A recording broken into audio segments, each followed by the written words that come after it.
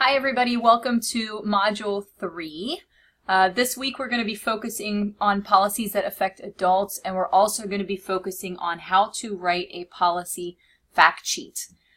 So as you can see right here, we're on our home page. We're going to scroll down and then click on Module 3.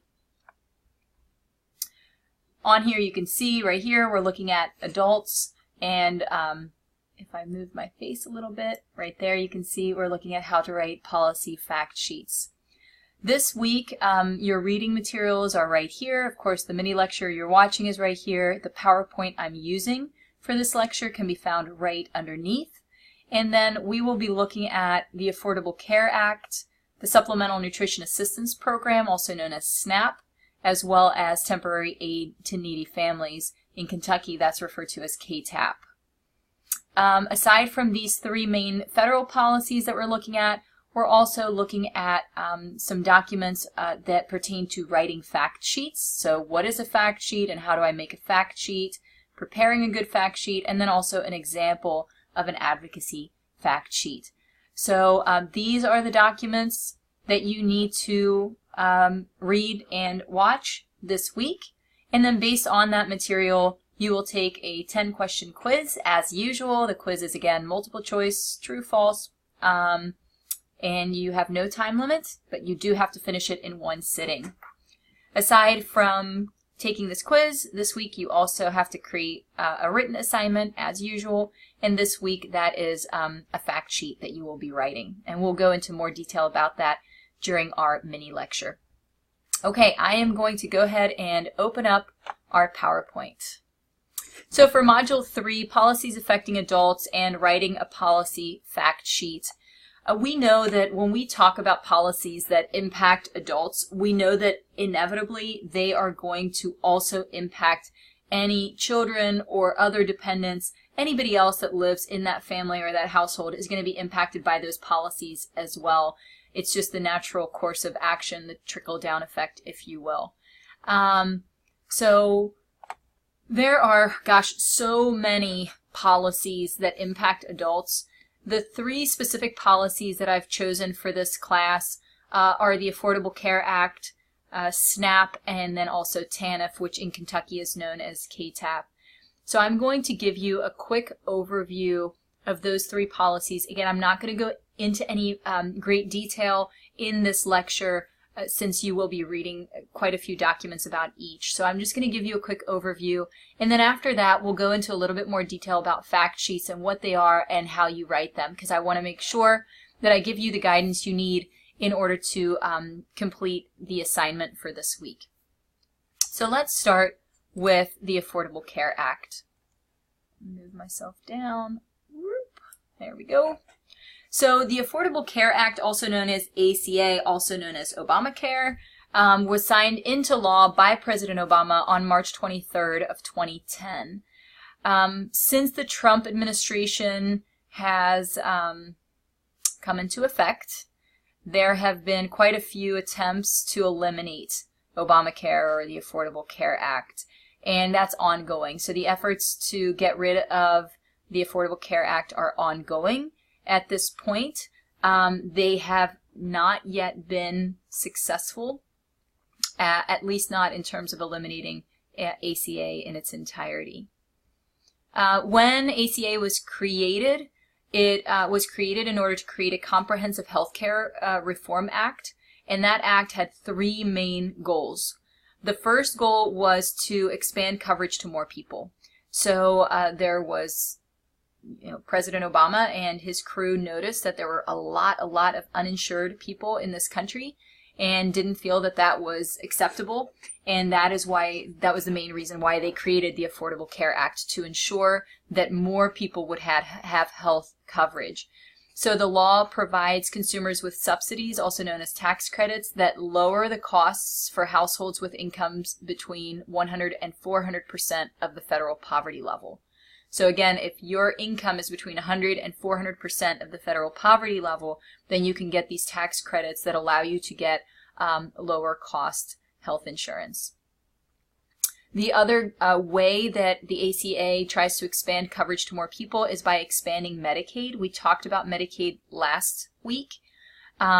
So the goal of the Affordable Care Act was to expand Medicaid to cover all adults with incomes below 138% of the federal poverty level. So instead of doing 100% of federal poverty level, this would allow people to be covered with incomes that are up to 138% of the federal poverty level. Some states have made this expansion to Medicaid and others have not. So that's something that, depending on what state your client lives in, you want to look into to see if that state has or has not expanded Medicaid to include individuals that have slightly higher incomes. Aside from expanding coverage to more people, the Affordable Care Act also sought to control healthcare costs and also to improve the healthcare delivery system. So those are the three big goals of the Affordable Care Act. This is really something, a policy that all of us need to keep a close eye on. Because if the Affordable Care Act were to be eliminated, it is likely going to impact all of us in a very direct way. And if not all of us, then certainly somebody that we know, care about, or work with. The next policy that we're going to talk about is the Supplemental Nutrition Assistance Program, also known as SNAP. SNAP is housed in the U.S. Department of Agriculture. The purpose of SNAP is to offer nutrition assistance, so food assistance, to low-income individuals and families. That's the main goal. SNAP is the largest program in our domestic hunger safety net, so it is really intended to ensure that people don't fall through the cracks and that people do have access to nutritious foods. That is the purpose of SNAP. Then we have temporary aid to needy families, also known as TANF, and in Kentucky, whoops, I'm going to move myself up. In Kentucky, it's referred to as KTAP.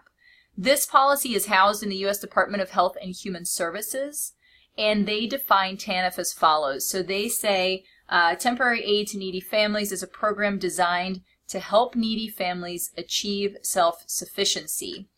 States receive block grants to design and operate programs that accomplish one of the purposes of the TANF program. And the Department of Health and Human Services then goes on to list 4 main purposes of TANF. The first one is to provide assistance to needy families so that children can be cared for in their own homes. The second is to reduce the dependency of needy parents by promoting job preparation, work, and marriage. The third is to prevent and reduce the incidence of out-of-wedlock pregnancies. And the fourth is to encourage the formation and maintenance of 2-parent families. So those are the four purposes set forth by the Department of Health and Human Services for TANF. Now what I'd like you to do, and really this is something that's important for you to do anytime you examine a policy, is really think about, does the language in this policy resonate with me? Is it in line with the values that I espouse and the values that my profession espouses?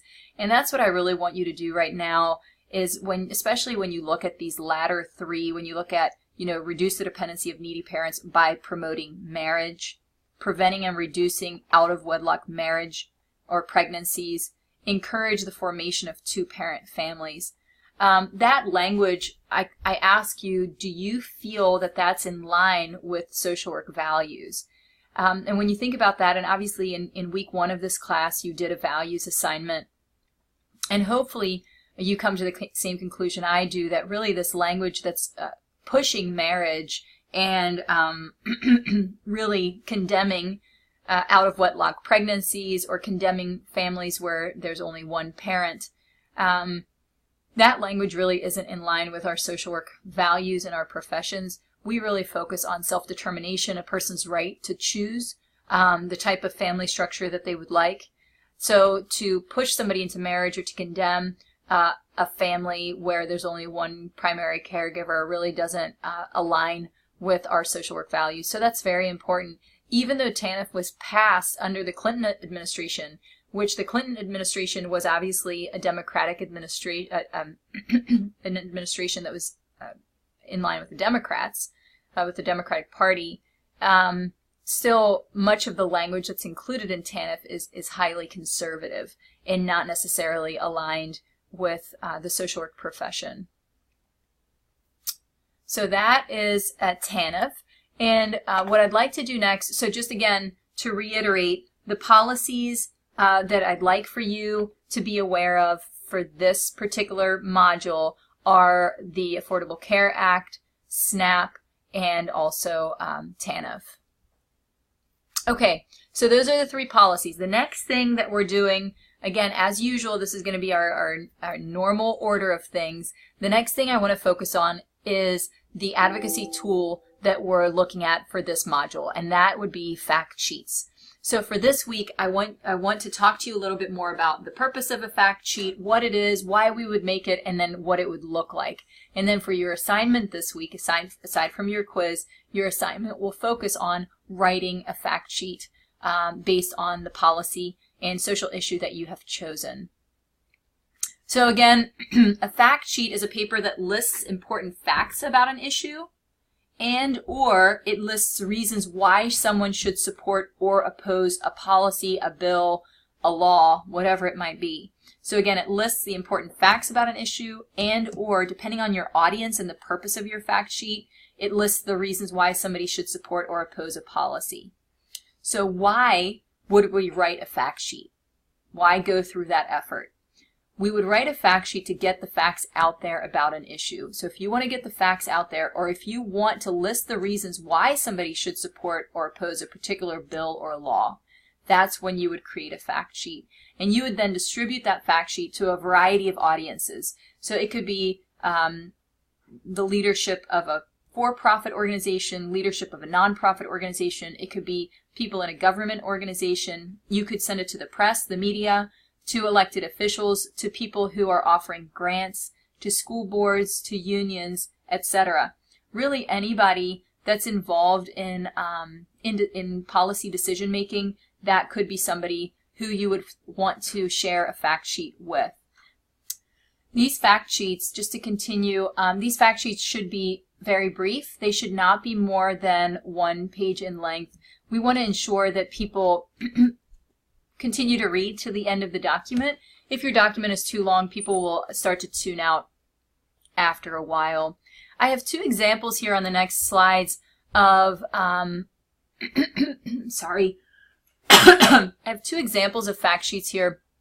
One is the Community Toolbox example of a fact sheet to get the facts out there on an issue. So again, this fact sheet, this is an example of a published fact sheet.